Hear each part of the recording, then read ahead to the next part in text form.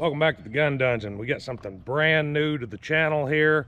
This is the IWI Tavor X95. This is unfired. I haven't shot it. All that's happened, this is unlubed, unclean, unfired, straight out of the box. The only thing that's happened is I put this Trijicon MRO on that's in a Scalar Works Leap 5 mount. We can talk more about that in a different video. If you all are interested in a review on that, let me know.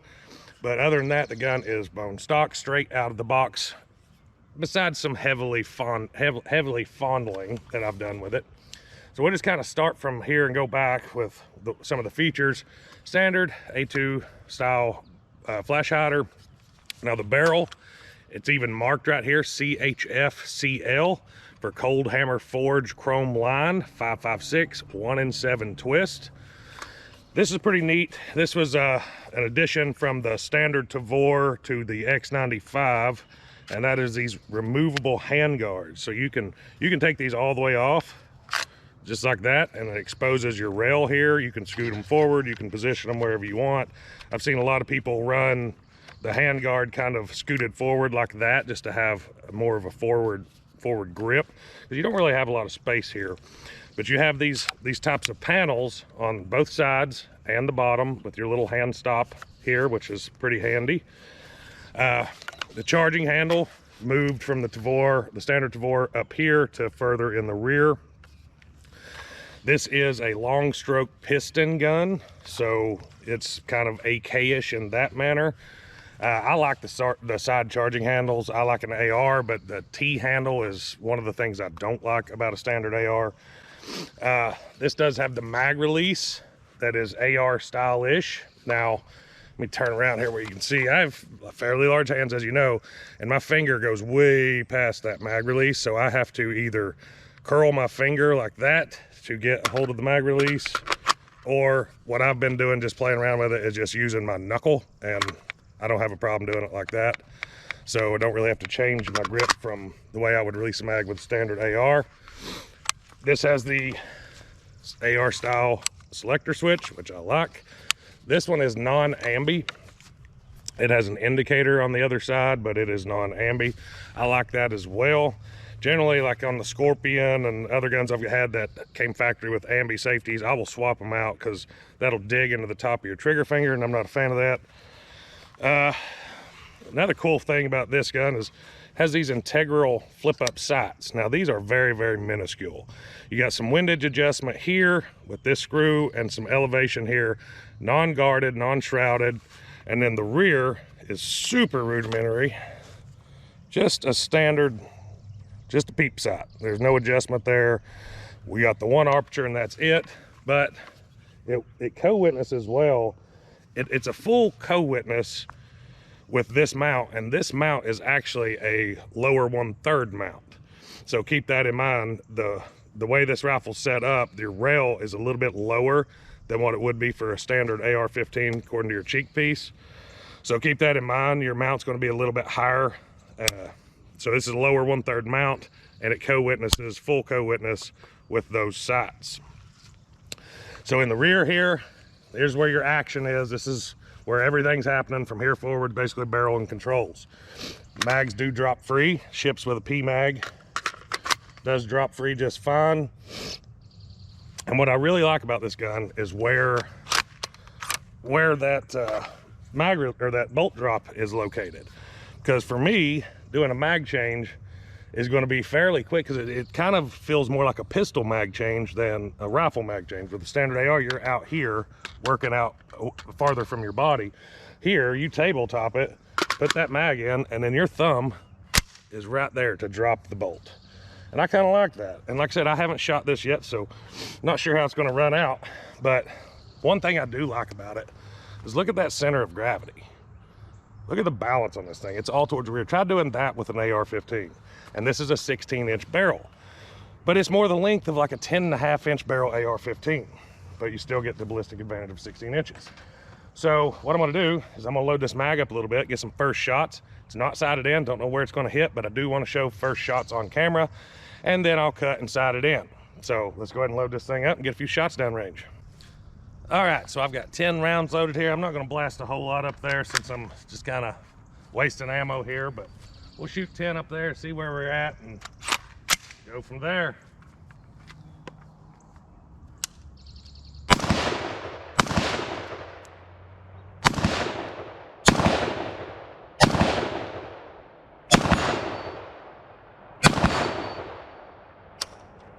Ooh. No hold open. We actually have a failure. We got rounds here. Let's see what happened. Failure to feed. So 3 more rounds. See what's going on here. I think I found my hold up there. I think it's shooting high left.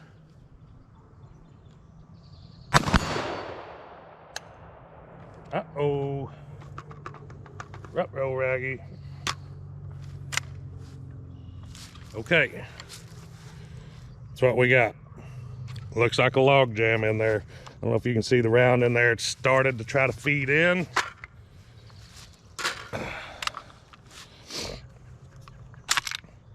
And there it is. Let's see what happened. Steel case ammunition. That might be part of the reason for it. Or it could be because it hasn't been cleaned, lubed, whatever. We'll see. Let's throw a few more in here. I'll say this, the recoil impulse on it is really, really nice. Super flat, feels great. Now, we can just make a run.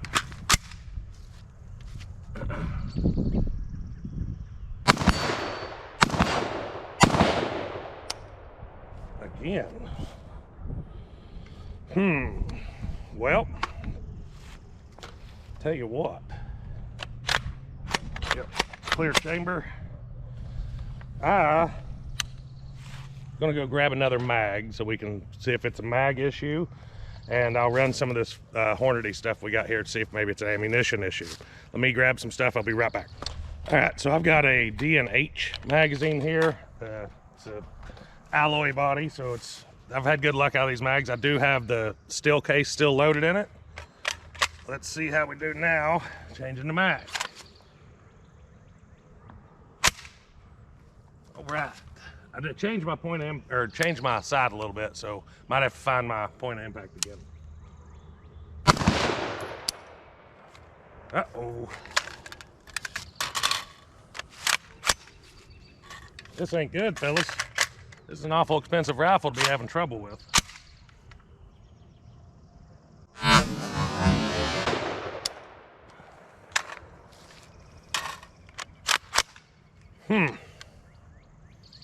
Well, let's try.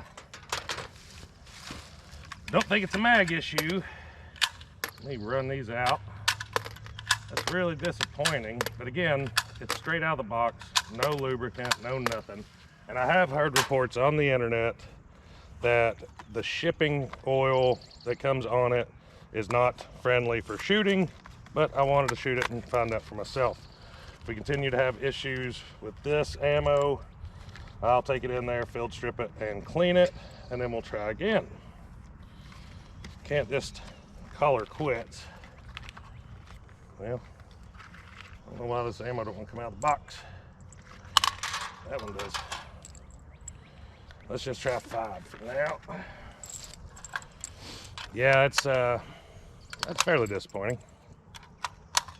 But like I said, I think it's something that'll be mitigated. If not, IWI will be seeing this thing again. All right, that's M193, 55 grain, brass case stuff. We're seated good.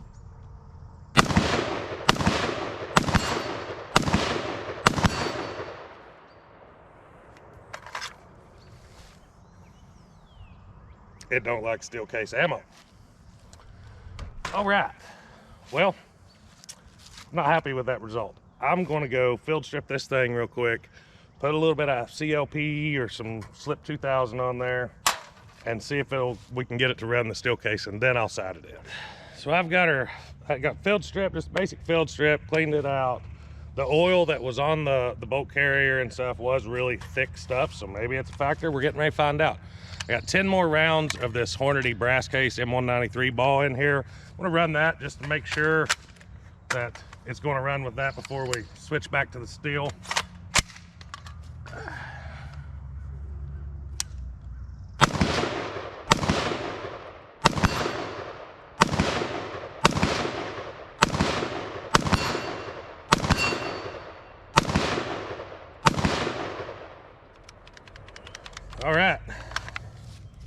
No problems there. Now, let's try the steel case. Got 10 rounds in here. Yeah, I really like the placement of that bolt drop. Really like it.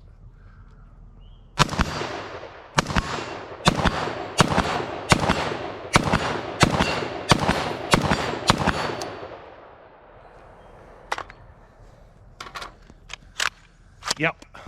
Now it didn't hold itself open on that last shot, but it ran it. I think that was the issue. And I can tell a noticeable difference in the recoil in this gun between those two rounds. The steel case stuff felt super underpowered. So it's probably short stroking a little bit, and it's probably a break-in issue, oiling issue. As we saw, it run just fine there during that time. The trigger is actually really, really good. It kind of feels like, it reminds me a lot of a striker fired polymer pistol trigger. If you like that, then great. It's not super heavy, but it does have that kind of squishy, like I said, striker fired type feel to it. So it's not like, it's a good trigger though. Most bullpups have really, really bad triggers and they're notorious for it. This one, not so much. But let's try some more steel, see if she's gonna run.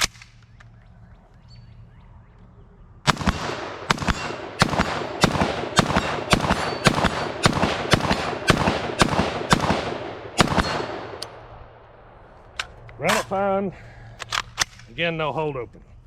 That's just the underpowered steel. And this doesn't have adjustable gas block or anything like that. You've got the gas setting that you've got, that's what you got. So probably a little break-in issue. I don't really like the steel, but it run and held open with the 193. So let's get her sighted in and see what we can do after that.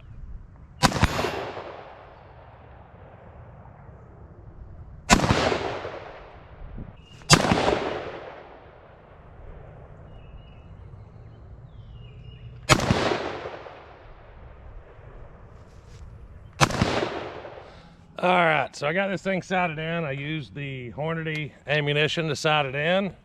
Just gonna bang on that plate up there a little bit.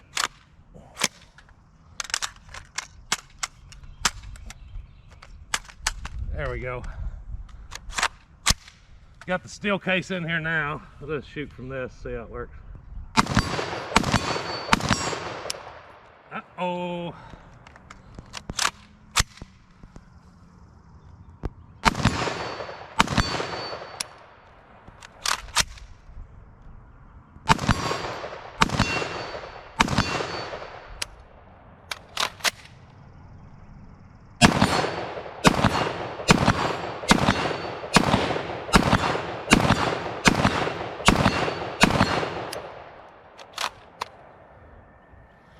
It's still not liking that steel case.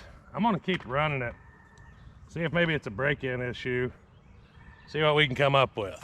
Okay, so I've sat here and run a few mags through it, running the steel case ammunition, and it's better now. It's not having the failures, and it even locked open, held the bolt to the rear when it was empty. So maybe it's a break-in issue. I think that's what it is, because it keeps continuously getting better and better and better. Let's run this mag, see if it makes the liar out of me.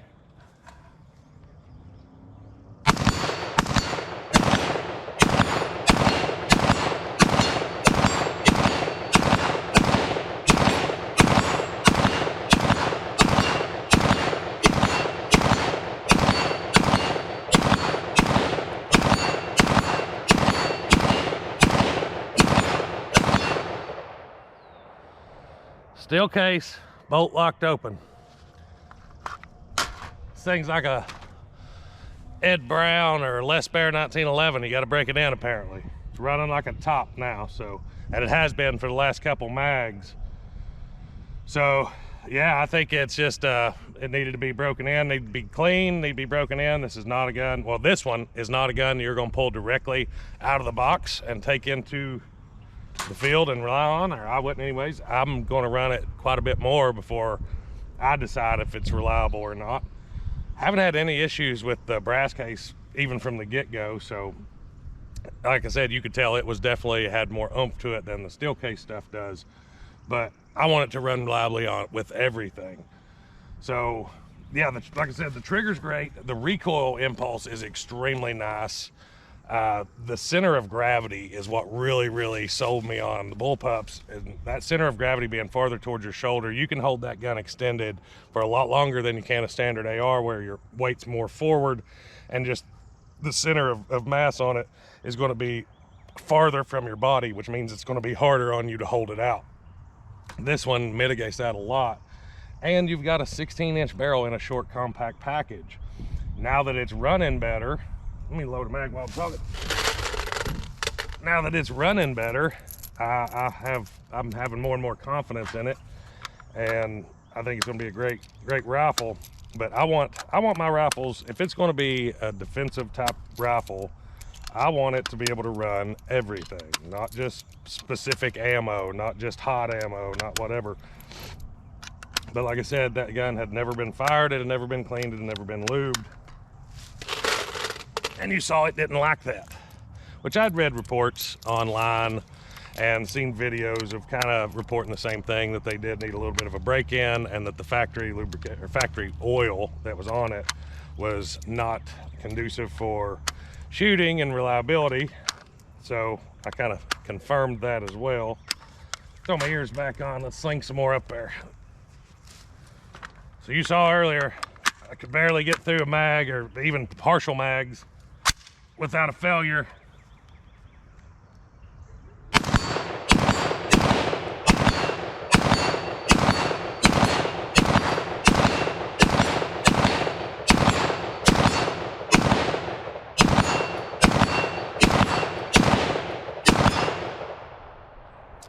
There you go. Bolt held open on that one too. This baby just needed to be broken in.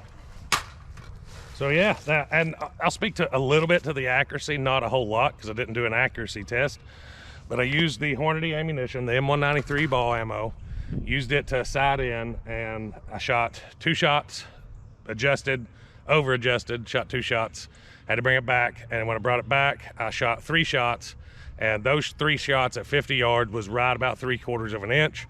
So at 100 yards, that's going to put you about 1.5 MOA, which is good. I mean, especially for a rifle like this is not free floated or anything. If I can get 1.5 MOA to even 2 MOA out of this rifle, I am tickled pink. So 1.5 with 193 ball ammo, I'm good with that. I don't have a bit of problem with that. I'll get some different assortments of ammunition, some heavier stuff. I don't have any match grade 223 right now, I don't think. Which is not a match grade gun. Don't sell yourself that it is. It's not a match grade gun. But I'll get some match grade stuff, some different weights and different types, and we'll put this thing on paper and see how it does accuracy wise. I might even pull the red dot off and stick a optic on it to squeeze whatever accuracy I can out of the gun. You're not going to get a good representation with just a red dot. But yeah, I like it. I'm going to shoot it a lot more and make sure that it is 100% reliable. But yeah, I really dig it, guys. It's not cheap, and I was brokenhearted whenever it started failing at the start of this, because I was like, man, I spent a lot of money on this thing for it to be a paperweight. But that's what I got for you today. I hope you enjoyed today's video. If you did, don't forget to hit like and subscribe. Until next time, guys, stay tuned.